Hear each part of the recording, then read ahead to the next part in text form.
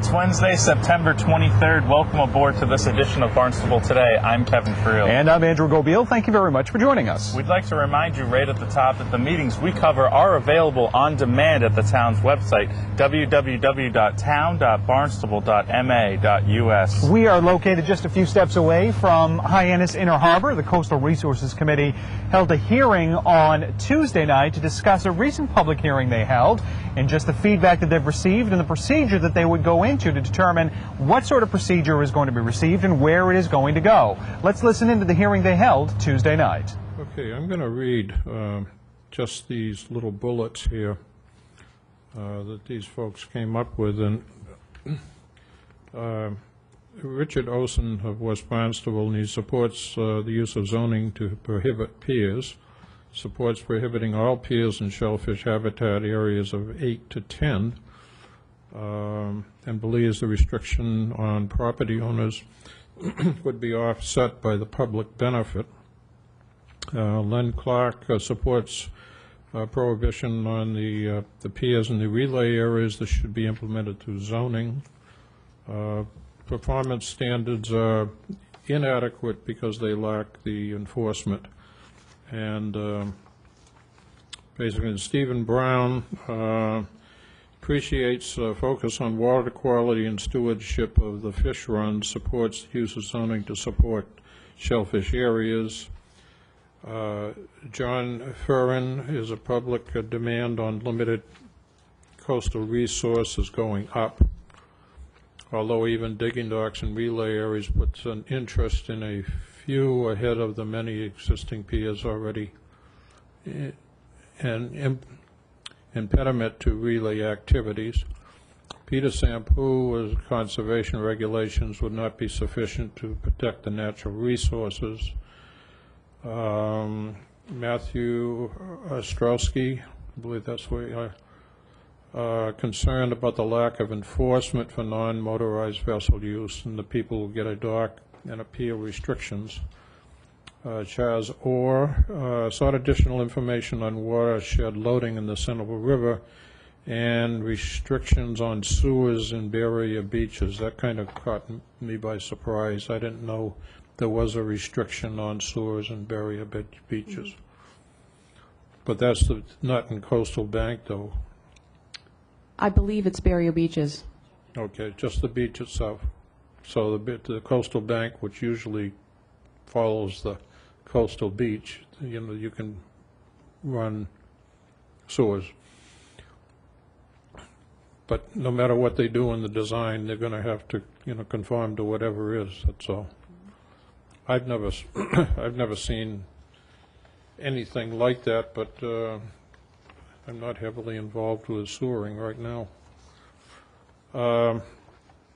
Andrew Newman suggests color coding the docks so they would be easier to spot.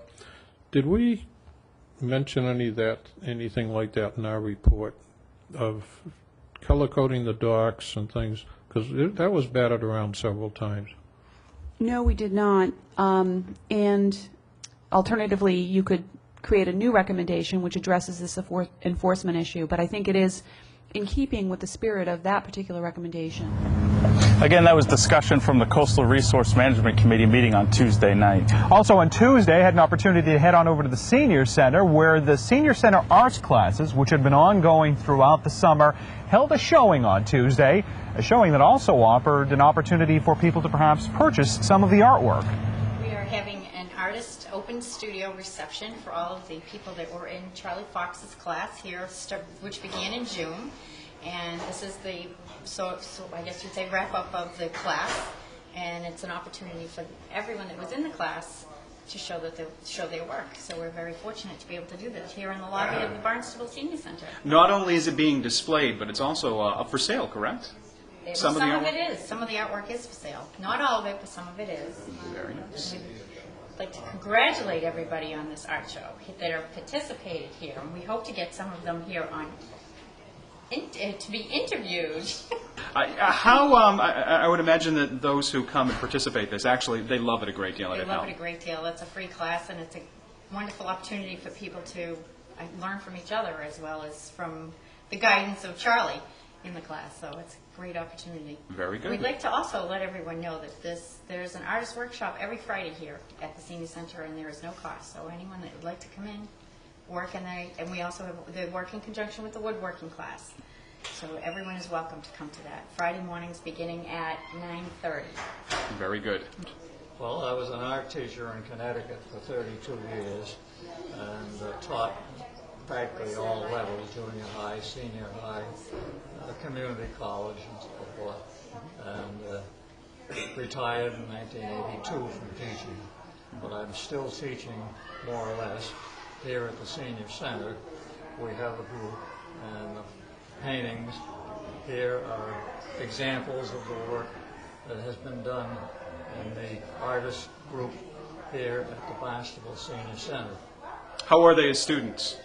How old? How are they? Not how old. I would never ask that.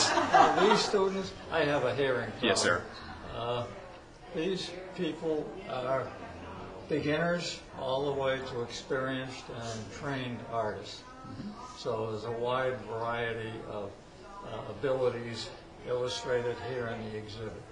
How important is art to brightening up this area and to making it, Maddie does a great job of making this a welcoming place anyway, but this has obviously got to help that, correct? I mean, it makes it a much more hospitable location.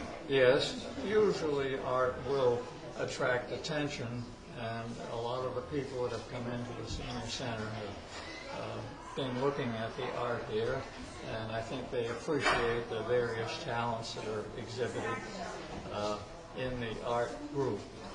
Very good. That's very nice. Now, you've got work in the Smithsonian, is that correct? Yes, but those are ship models. Oh, okay. Ship model making is my hobby. Teaching art is my business. And how is business? Very good. Very good. Considering the age of everybody, including me. We love the conversations of the men students. So it's a place to meet guys. Yeah, but they're busy painting, but their conversations are wonderful. Very nice. And again, it really brightens up the area. It makes it look We hope it fantastic. does. Yeah. I wish it were better advertised today. We haven't seen too many, except for the class. Sure. Now, it goes on through the summer, is that correct? I mean, you guys did it during the summer months? No, we didn't, No. did we?